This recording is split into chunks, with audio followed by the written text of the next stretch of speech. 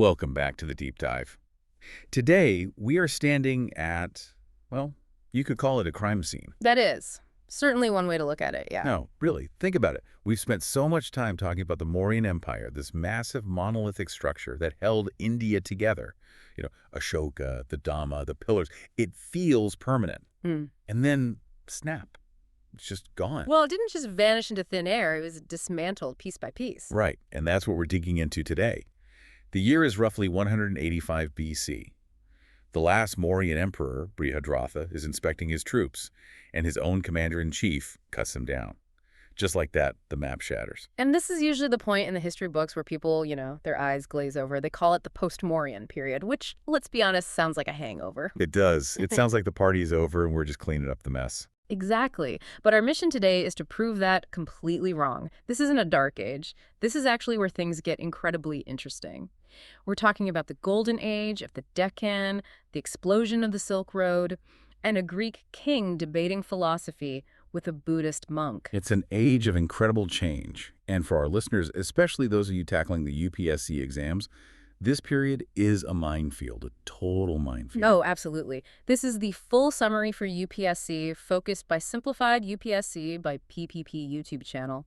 And if you are trying to memorize this era strictly by dates, it will break you. You absolutely need the narrative. You need the story. So today we're going to be breaking down the Tamil Nadu Board Class XA History, Chapter 7. But we aren't just reading the text aloud. We're looking at the previous year questions, the PYQs, and connecting the dots that the textbooks sometimes miss. That's the key, right? To see how the information is actually tested. Yeah, exactly. But before we get into the blood and the gold, just a quick reality check. We're going deep today. We're aiming for a full session of high-density analysis. Now, if you want the cheat codes, the full notes, the model mains answers, the stuff that actually helps you write the exam, you need to jump into our private Telegram library. That's a vital resource, honestly. Just drop a DM on the public channel to get sorted out. And if you're just here for the history, well, we humbly ask you to subscribe. It helps the algorithm find other history nerds like us.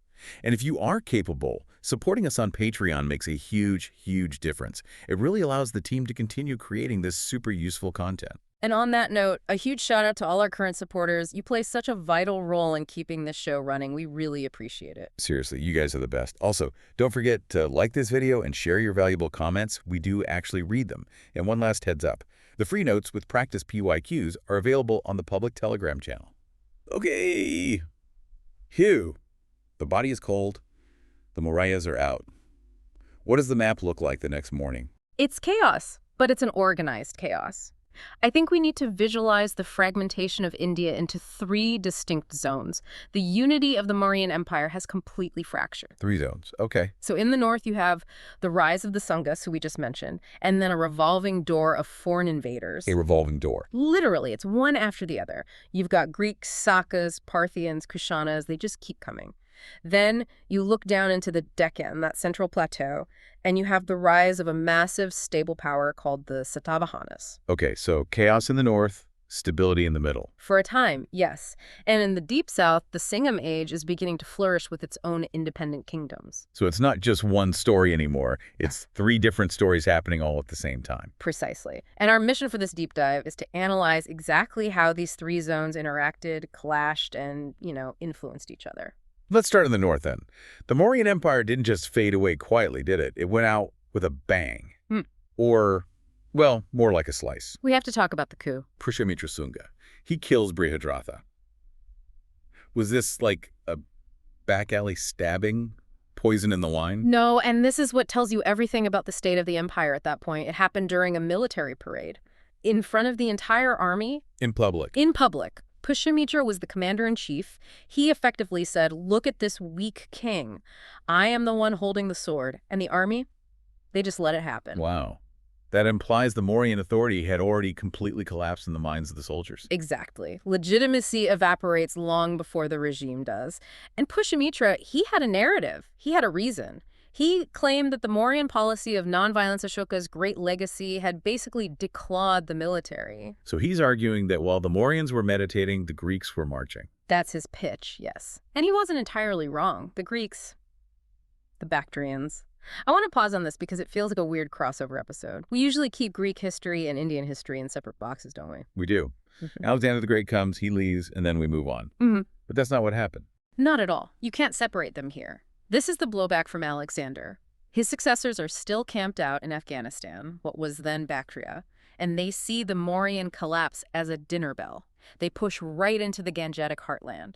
You mentioned in the outline that they reached Pataliputra, Yeah. the capital. Yes. They actually occupied it for a brief time. Imagine an enemy army reaching Delhi or Washington, D.C. today. It was a massive crisis. Pataliputra was the heart of the empire. So when Pushyamitra takes the throne, he isn't just a usurper. In his own narrative, he's the savior of the realm. So the story he's selling is, the Mauryas are too soft, too pacifist to protect you from these foreigners. I will. Correct. The most important challenge to the Sunga rule was protecting North India from these invasions. And to his credit, Pushyamitra did succeed in regaining that lost territory. So, in a way, he stemmed the tide, at least for a while. Okay, that context changes everything. It's not just a simple power grab. Now, let's look at how the exam tries to trick us here. I'm looking at the 2020 prelims paper. It's in our source file, that 20csp1.pdf. Ah, yes, the famous Scholars and Kings question, a classic. Right, it has a pair. Panini with Pushyamitra Sunga. Now, my gut reaction, that looks correct. Pushyamitra revives Sanskrit and Brahmanism. Panini is the father of Sanskrit grammar. Culturally, they're a perfect match. And that is precisely the trap. The examiner is banking on you grouping things by vibe, by cultural feeling, rather than by the hard timeline. Right. Culturally, yes, they fit together perfectly, but chronologically, it's not even close. Panini is centuries older. He's pre-Mauryan, maybe even contemporary with the Buddha. So it's like pairing Shakespeare with Winston Churchill because they're both famous English icons. That is a perfect analogy. Yes, they represent the same broad tradition, but if you put them in a room together, you've invented a time machine. Panini lived around the 4th or 5th century BC. Pushyamitra is ruling in the 2nd century BC. So for the aspirants listening right now, cultural affinity does not equal contemporary existence. Write that down. That's a key takeaway. The exam question also paired Amarasima with Harshavardhana, which is also wrong. He was from the Gupta era, and Kalidasa with Chandragupta II, which is the correct pair. But the Sunga Panini trap is the one that catches so many people because of that strong cultural association. Speaking of cultural association, let's talk about that shift.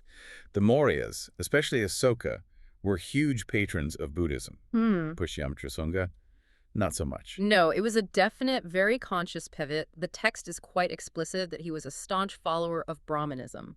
He performed 2 Asvamedha sacrifices. The horse sacrifice. Wow.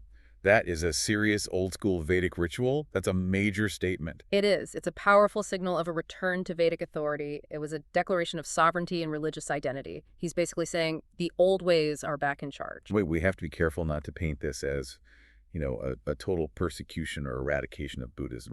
Right, because that's not what the evidence shows.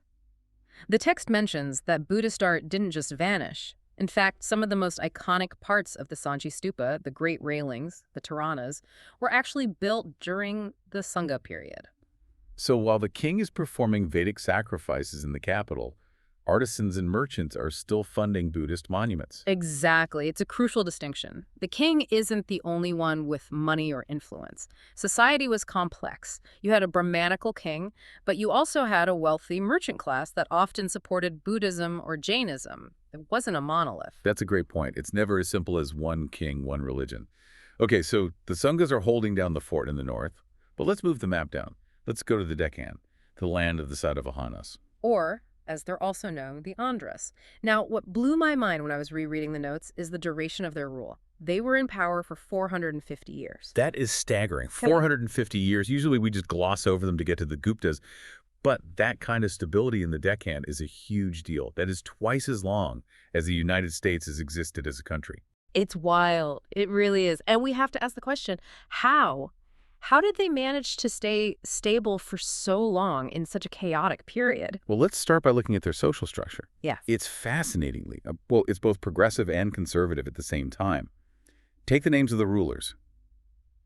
Gautamiputra Satakarni, Vasishthaputra Pulamai. Do you notice a pattern there? Gautamiputra, son of Gautami. Vasishthaputra, son of Vasishtha. Exactly. They're named after their mothers. This is a metronymic tradition, which is highly unusual. So in a deeply patriarchal ancient world, the Satavahana kings wore their mother's lineage right there in their name. on their coins and their inscriptions. So does that mean it was a matriarchy? Did the queens actually rule? We have to be a little careful there. The succession was still patrilineal, the throne passed from father to son, but the prominence of the mother's name suggests that women in the royal household held massive status and probably significant political sway. It definitely sets them apart from the northern dynasties. It's a very unique cultural signature. Now, who is the big star of this dynasty? The text highlights one ruler above all the rest. That would be Gautamiputra Satakarni. He is the figure who really defines the dynasty's peak power and prestige. What made him so special, aside from his cool name? He was a conqueror, but a strategic one. The text says he defeated the Sakas, the Yavanas, that's the Greeks, and the Pallavas. His empire stretched from Malwa in the north all the way down to Karnataka in the south. But more importantly, he was known as the Lord of the West. Lord of the West. That sounds like a title from a fantasy novel. But in this context, West means the coast, right? The Arabian Sea. Exactly. And that is the absolute key to understanding the Satavahanas. It wasn't just about controlling land, it was about controlling trade. This is where our deep dive really gets into the money. Let's follow the money then. The text mentions a remarkable progress in trade and industry. But I feel like we often just glaze over that phrase, oh, they had trade, cool. What did that actually look like on the ground? It looked like organized capitalism. I mean, really. We see the rise of highly organized guilds, which were called strinas, and these were not just social clubs for potters. So think less like a modern labor union and more like a combination of a corporation and a bank. Exactly. These guilds, potters, weavers, oil pressers, they acted as banks. We have inscriptions to prove it. Wait. The Potters Guild was a bank? How did that work? People would deposit money with the guild, and the guild would pay interest on it. We have inscriptions that record permanent endowments, people giving a lump sum to a guild, with the instruction that the interest from that money should be used to feed Buddhist monks forever. That implies an incredible level of economic trust and stability. You don't deposit your life savings with the local Potters Guild unless you are very confident they're going to be around in 50 years to keep paying that interest. Precisely. That's a real golden age indicator. Stability allows for complex financial instruments to develop, and they needed that kind of sophisticated finance because they were trading on a global scale. What about currency? What were they using? They issued their own coins, of course. The text mentions Karshipanas, specifically silver coins. The fact that they had a standardized, widely circulated silver currency tells you that the economy was monetized and very sophisticated. You don't need silver coins for bartering grain in a village. You need them for high-value, long-distance trade. And that trade was global. We have to talk about the ports. Yes, the geography here is crucial. The Satavahanas were perfectly positioned. They controlled the key ports on the west coast, like Kalyani, and on the east coast, like Gandakasela and Ganjam. And the text drops a name here that proves this global connection beyond any doubt. Ptolemy. Yes, the famous Greek geographer. The fact that Ptolemy, sitting all the way over in Alexandria, Egypt, was recording the names of these specific Deccan ports shows just how integrated the Satavahanas were into the Roman trade network. The Roman connection is huge. Pliny the Elder, the Roman historian, he actually complained about this trade, didn't he? He did. He famously grumbled that Rome was being drained of its gold to buy Indian luxuries. He called India a sink of precious metals. The Satavahanas were exporting things like fine muslin, spices, exotic animals, and the Romans were paying for it all in solid gold and silver coins. So when archaeologists find hordes of Roman coins in the Deccan today, it's not because a Roman tourist drops his wallet. It's the physical evidence of a massive trade deficit in Rome's favor. A massive one, yes. And the Satavahanas were the middlemen, sitting right in the middle, taking a cut of every single crate that left those ports. So you have this incredibly wealthy, stable empire. What does that kind of prosperity do to the culture? It creates a fascinating synthesis, a real balancing act. On one hand, the Satavahana kings were officially Brahmanical. They performed the Azameta and Rajasuya sacrifices, just like the Sungas in the north. But there's always a but. But they were also massive patrons of Buddhism. This is the beauty of the Indian tradition of rule. The kings might personally follow one faith, but they would grant entire villages to support Buddhist monks. They built numerous chaityas and viharas. And we can see this in the architecture they left behind. The text mentions sites like Nagarjunakonda and the great Amaravati Stupa. And specifically, the text notes that King Vashitaputra Pulamai repaired the old Amaravati Stupa. That indicates a continued long-term investment in these major Buddhist religious sites. And the art from Amaravati is just incredible. It's so dynamic, crowded with figures of very different aesthetic from the northern styles. There's also a literary highlight in the text that I found really interesting, a book called Hala's Setesai. Ah, yes, King Hala. This is significant for a very important reason. The Setesai is not written in Sanskrit, it is written in Prakrit. Okay, can you explain the difference for us? Why does that matter? Think of it like this. Sanskrit was the language of the elite, the Brahmins, the court rituals. It was formal, classical. Prakrit was the language that was much closer to what the ordinary people actually spoke. It was the vernacular. So for a king to write, or at least compile a major literary work in Prakrit, It shows that the regional culture and the regional language were being elevated to a royal status. It's a powerful sign of a distinct Deccan identity emerging, separate from the Sanskrit-dominated north. I love that. It's like the difference between European scholars writing in Latin and then suddenly Dante writing in Italian. It brings the culture closer to the ground. Precisely. It legitimized the common tongue. It was a big deal. Okay, so we have the Sungas holding the north, the Satavahanas absolutely booming in the Deccan. But we have to go back to that northwest frontier. The text calls it a gateway for invasions. It really was a revolving door. When the Mauryan central authority collapsed, there was nothing to stop the flow of people and armies from Central Asia. We see a clear sequence. First the Bactrian Greeks, then the Sakas, then the Parthians, and finally the big one, the Kushanas. Let's take them one by one. The Greeks first, the Indo-Greeks. The most famous one has to be Menander. Menander, or Milinda, as he's known in the Indian texts. He is fascinating because he represents the ultimate cultural crossover. Here you have a Greek king conquering Indian territory, but he doesn't just impose Greek culture, he becomes a student. It converted to Buddhism, right? Yes, the text mentions he became a follower.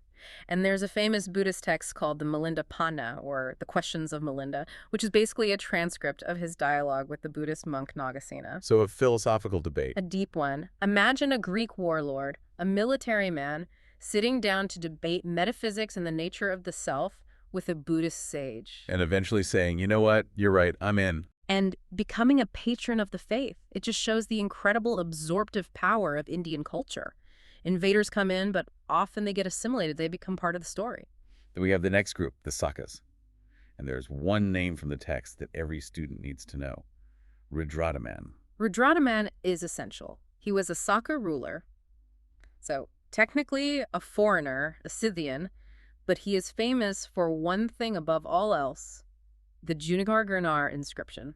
And why is that one inscription so important? Because it is the first major, long inscription written in chaste, classical Sanskrit. Wait a minute, the foreigner wrote the first big public inscription in perfect Sanskrit. Ironic, isn't it?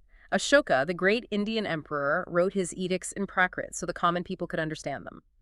Rudradaman, the Saka invader, uses high-flown literary Sanskrit to display his legitimacy and his acculturation. That is a fantastic detail. It's like he's trying to be more Indian than the Indians. Look at my perfect grammar. I belong here. I'm a patron of this high culture. That's exactly what he's doing. He was signaling that he wasn't some barbarian from the steppes. He was a civilized, Sanskrit-speaking monarch who cared about public works, like repairing the Sudarshana lake mentioned in the inscription. Okay, so moving down the timeline, we've had the Greeks, the Sakas, and then comes the big one, the Kushanas. The Kushanas change everything. They're the ones who truly link India to the Silk Road in a way that hadn't happened before, and their star ruler is, of course, Kanishka. And the text calls him the second Asoka. That is a very heavy title to carry. It is, but he earned it, mainly through his patronage of Buddhism. But first, we have to get the timeline right. The text gives us a crucial date.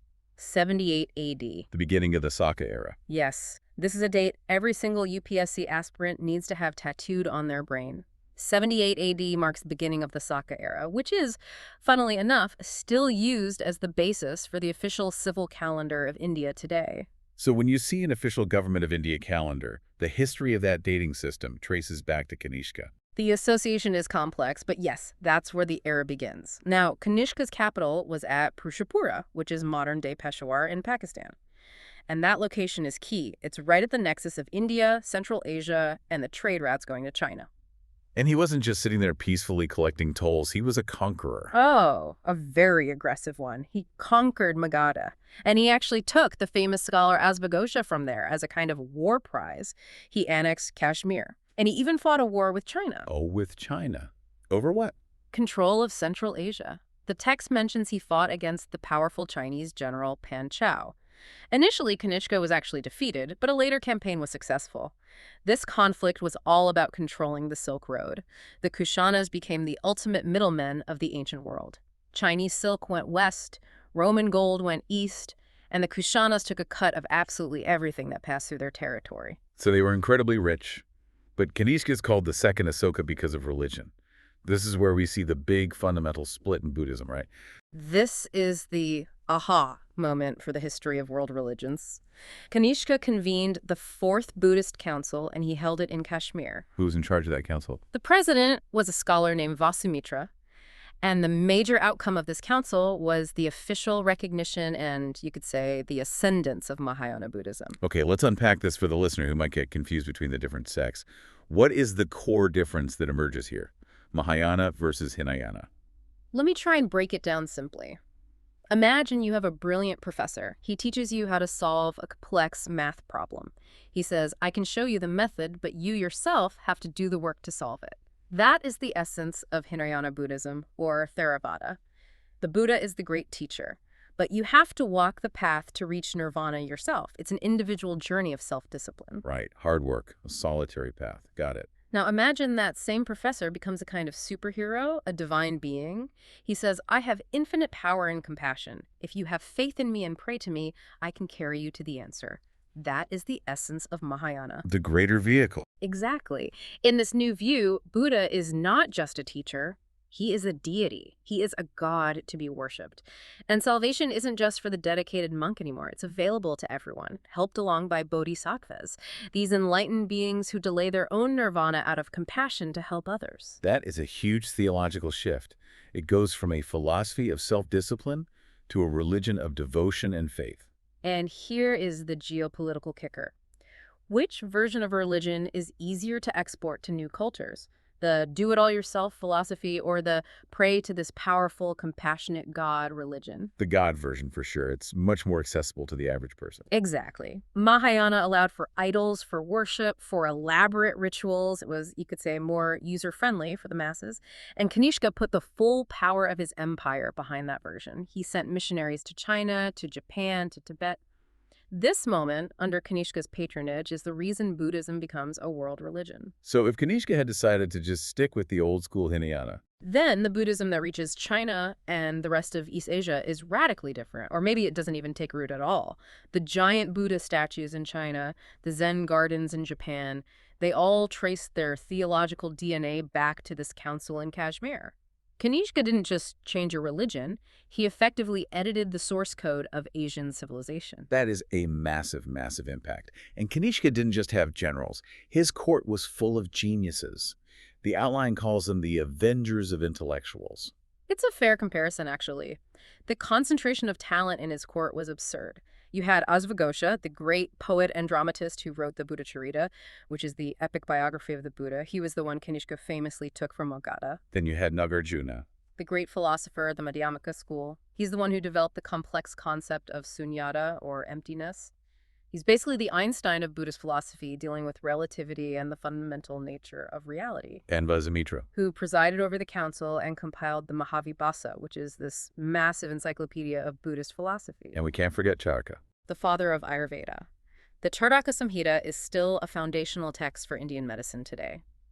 Having a physician of that caliber in his court shows that the Kushana Empire wasn't just about war and trade, it was about science, health, and well-being. It really was a golden age of its own. And we can't talk about the Kushanas without talking about what they left behind visually. The art. It's just spectacular. The art is where this cultural synthesis becomes visible to the naked eye. We have two distinct major schools emerging under their patronage, Gandhara and Mathura. Let's start with Gandhara. This is up in the northwest, near his capital. Right. And Gandhara art is the direct result of that Greek influence we've been talking about. It's often called Greco-Buddhist art for a reason. So what does it look like? If I'm walking through a museum, how do I spot a Gandhara Buddha? You look at the face and you look at the clothes. The Gandhara Buddha has sharp, realistic, almost chiseled features. He looks like a Greek god, like Apollo. He has wavy hair, sometimes even a mustache. And the drapery of his clothes, it looks like a Roman toga, with heavy, realistic folds of cloth. So it's the content of India, the Buddha, but the style of Greece. The Buddha looks like Apollo. That's the perfect way to describe it. It's a true fusion. And then further south, in the Gangetic Plain, you have the other great center, the Mathura school. Mathura is completely different. It's a thoroughly indigenous Indian style. There's no Greek influence to be seen. What are the telltale signs for Mathura art? First, the material. It's almost always made of a distinctive spotted red sandstone. If you see a sculpture that's red with beige or cream spots, it's very likely from Mathura. And what about the style of the figures? They are much more fleshy, more robust. The figures look strong and energetic, full of life force or prana. They adapted that strong, earthy body type of the old Yaksha figures, the spirits of nature, for their images of the Buddha. And crucially, the Mathura school is often credited with producing the very first images of the Buddha. That's right. It's a bit of a debate among art historians who was literally first, Gandhara or Mathura, but it's clear that Mathura developed the anthropomorphic image of the Buddha independently.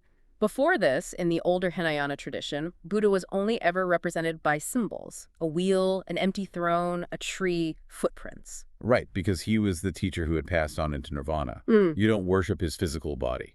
But Mahayana changed all that. They needed an idol, an image to focus their devotion on, so both Mathura and Gandhara started carving the man himself, and a new era of art began. And Mathura didn't just sculpt the Buddha, did they? No, not at all. They were equal opportunity sculptors. Mathura was a huge artistic hub that produced beautiful images of Jain Tirthankars and many Hindu deities as well. It was a center of religious art for all the major faiths of the time. So let's just zoom out for a second. We started this whole conversation with the collapse of the Mauryas. It felt like a disaster, a fragmentation.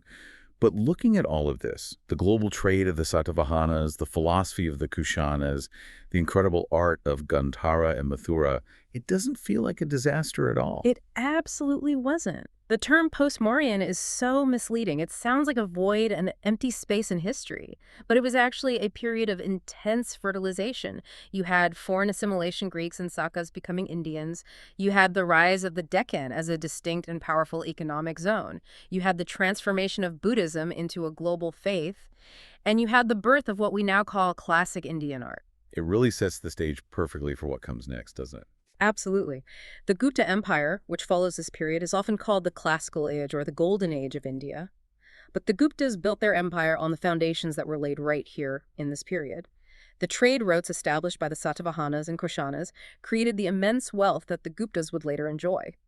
The artistic styles developed in Mathura evolved directly into the sublime Gupta masterpiece sculptures. You simply cannot have the Gupta Golden Age without this so-called post-Mauryan transition. That is a powerful way to look at it. It's not a gap in history. It's the bridge. Precisely. It's the bridge to classical India. Before we wrap this up, I have a provocative thought for you. A little what if. We talked about Kanishka and his promotion of Mahayana Buddhism. How different would the world look today if Kanishka hadn't done that? If he had just remained a soldier, or if he had decided to stick with the older, more austere Hinayana traditions? That is a massive what if, a game-changing one. If Mahayana hadn't been state-sponsored and pushed so aggressively across the Silk Road, it's very possible that Buddhism might never have taken deep root in China. And without Buddhism in China, you don't get Zen Buddhism in Japan. The entire cultural and philosophical connectivity of East Asia, which for centuries was glued together by a shared Buddhist worldview, might not exist. India's soft power influence on the rest of the world would be drastically, unimaginably smaller. Wow. Kanishka is arguably one of the most consequential figures in all of Asian history for that one decision alone. A soldier from Central Asia who changed the soul of a continent. That is exactly why we do these deep dives. Indeed. It just proves that history is never just about names and dates. It's about decisions and the ripples for those decisions that travel through centuries. All right, that brings us to the end of this journey through post-Mauryan India. We covered the Sungas, the Satavahanas, the foreign invasions, the Kushanas, and the art. A huge amount of ground. It's a dense chapter for sure, but it is absolutely essential for understanding the flow of Indian history. And if this deep dive helped you connect those dots, if it helped you understand why a Greek king was debating a monk, or why the Buddha sometimes looks like a Greek god, please subscribe to the channel. And remember, if you want to support us in making more of these, please check out our Patreon. Every little bit of support helps us keep the research deep and the quality high. And for those notes, the really important stuff for the exam. Yes, don't forget, DM us on the public Telegram channel to join the private library. That's where you get the premium notes, the detailed model mains answers, and those extra PYQs that can really make the difference on exam day. And one more shout out to all our supporters. You guys are the best. Keep learning, keep diving deep. We'll see you in the next episode. Goodbye and good luck with your studies.